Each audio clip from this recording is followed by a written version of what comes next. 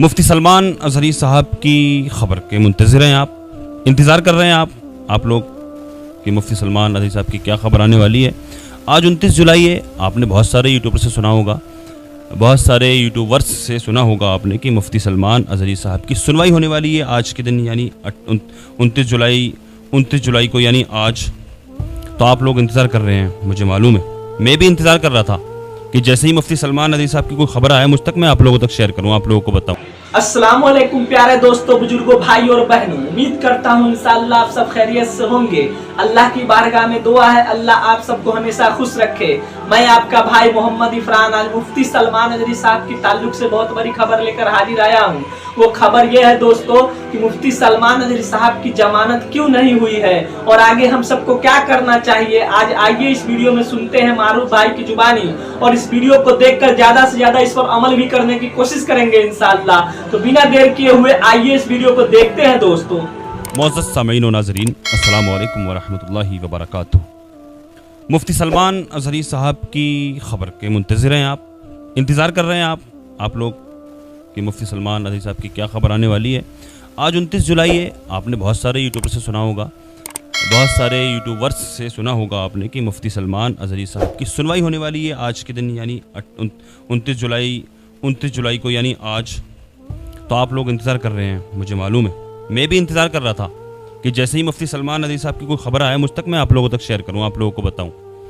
अभी मेरे पास फ़ोन आया गुजरात से, अक्सर बात हुआ करती है, हमारे भाई हैं, करीबी हैं, मुफ्ती सलमान अजहरी साहब के बड़े भाई जो हैं मुफ्ती साहब, उनके करीबी हैं। बात हुई मेरी उनसे, मैंने कहा क्या हुआ मुदस्सिर भाई? बोले वही हुआ हर बार की तरह जो हर बार होता है, रद्द कर दी गई, जमानत रद्द कर दी गई। मैंने कहा क्यों, क्या वजह रही, कुछ तो बताया होगा। बोले नहीं, मर्जी उनकी, रद्द कर दी गई। मैंने पासा, बोले पासा का भी टाइम मुकम्मल हो गया, 26 तारीख को मुकम्मल हो गया था, पिछले महीने की 26 तारीख, 26 जून को जो मुफ्ती सलमान अजहरी साहब पर पासा लगाया गया था, पासा इम्पोज जो हुआ था। हम तो नहीं जानते पासा क्या होता है, हमने मुफ्ती साहब के टाइम से सुना, पहले कभी पासा नहीं सुना। चले, मुफ्ती सलमान, ये बताया गया कि जिस बंदे पर गुजरात के अंदर ये बताया गया कि जिस बंदे पर एक ही महीने के अंदर अंदर 3 मरतबा अगर FIR हो जाती है, अलग अलग जगह से, एक ही राज्य से, अलग अलग शहर से, एक ही महीने के अंदर 3 बार अगर FIR हो जाती है तो उस पर पासा इम्पोज कर दिया जाता है। यानी कि वो व्यक्ति बड़ा ख़तरनाक है, उससे लोगों को, आवाम को, मुआशरे को ख़तरा हो सकता है, वो बहुत ख़तरनाक मुजरिम है, उस पर पासा इम्पोज किया जाता है। अब उसकी ज़मानत नहीं हो सकती, उसका एक टाइम मुकम्मल होता है, 6 महीने कम से कम। तो 6 महीने से ज़्यादा हो चुकी है। मुफ्ती सलमान अजहरी साहब को अगर पासा के एतबार से देखा जाए, जो पासा लगा था मुफ्ती साहब पर, तो 26 तारीख पिछले महीने की, 26 जून को पासा ख़त्म हो गया। लेकिन 26 के बाद क्या हुआ, पासा तो ख़त्म हो गया, लेकिन बहुत सी चीज़ें इस तरह की तारीख देते गए ये लोग। 26 के बाद में 29 के बाद में 8 तारीख, 8 के बाद में 16 तारीख, 16 के बाद में 22 तारीख, 22 के बाद में फिर अब ये आज 29 तारीख, आज भी ख़त्म कर दिया। अब क्या करेंगे आप? आज भी ज़मानत रद्द कर दी गई है मुफ्ती साहब की। अब किस इंतज़ार में हैं आप? मैं ये नहीं कह रहा हूँ आप किसी कोई बवाल करें, नहीं, कानून का ही साथ लेना है, संविधान, किस तरह से प्रोटेस्ट करें आप। अच्छा, खासकर गुजरात के मुसलमानों से मेरी अपील, मेरी गुजारिश, गुजरात के लोगों से, वो कलेक्टर ऑफिस जाएं, लेटर दें, सारे जमा हों, इकट्ठा हों।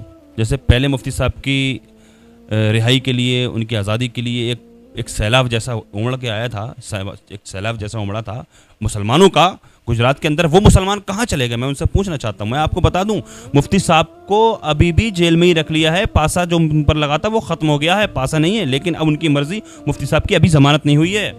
ये बहुत बड़ी साजिश उनके साथ खेली जा रही है। अब आप, यही रास्ता बचा, कोई रास्ता नहीं है। प्रोटेस्ट करें आप, संविधान के दायरे में रहकर, कानून के दायरे में रहकर प्रोटेस्ट करें और मुफ्ती साहब को रिहा कराएं।